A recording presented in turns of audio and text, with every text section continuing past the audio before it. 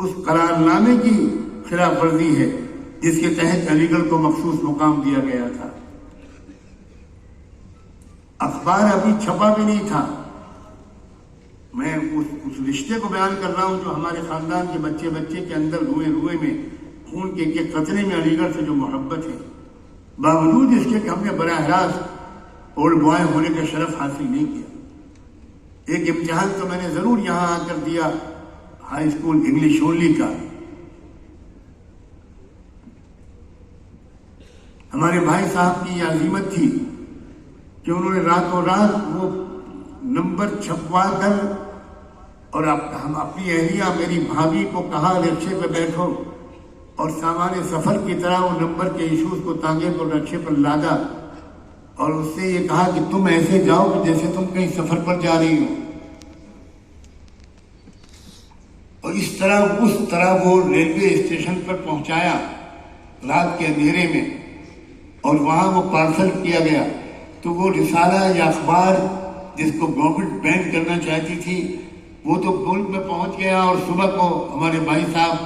اور 2 آفس کے senior staff کے لوگ گرفتار کر لیے گئے۔ 1 سال کے قریب گرفتار رہے۔ ہائی کورٹ کے جج نے، بینچ نے یہ کہا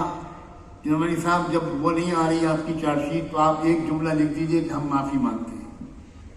تو میرے بڑے بھائی نے کہا تھا جج صاحب عدالت کا احترام کرتا ہوں اس لیے احتجاج نہیں کرتا، آئندہ میرے خاندان کے کسی بچے کے سامنے یہ جملہ نہ بولیے گا کہ معافی ہم وہ لوگ ہیں کہ جنہوں نے اس ملک کو آزاد کرانے میں ہمارے خاندان کے بزرگوں نے قربانیاں دی ہیں۔ خلافت تحریک سے لے کر آزادی کی تحریک تک ہمارے خاندان کے بزرگوں نے قربانیاں دی ہیں، اور ہم وہ لوگ ہیں کہ جنہوں نے اس ملک کے دستور کی ترتیب میں پردے کے پیچھے رہ کر مدد کی تھی۔ آج میں پہلی بار یہ راز فاش کر رہا ہوں۔ عام طور پر لوگوں کی زبانوں پر ہے کہ بابا صاحب بھیم راؤ امبیڈکر کا سنویدھان، ہمیں دل سے اعتراف ہے کہ ڈرافٹنگ کمیٹی کے چیئرمین تھے بابا صاحب ڈاکٹر امبیڈکر، اور بہت ماہر تھے، بہت بڑے اسکالر تھے،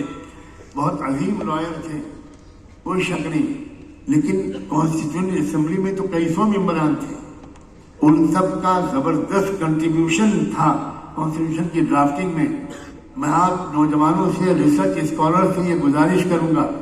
کہ کبھی آپ کانسٹیٹیوشن اسمبلی کی جو والیومز میں بحثیں لکھی ہوئی چھپی ہوئی ہیں ان کو پڑھیے۔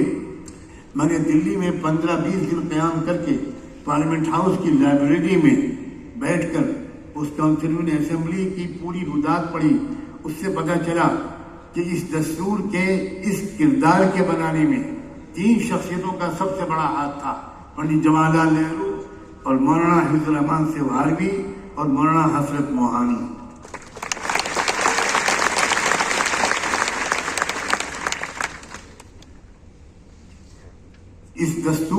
یہ جو دستور بنا ہے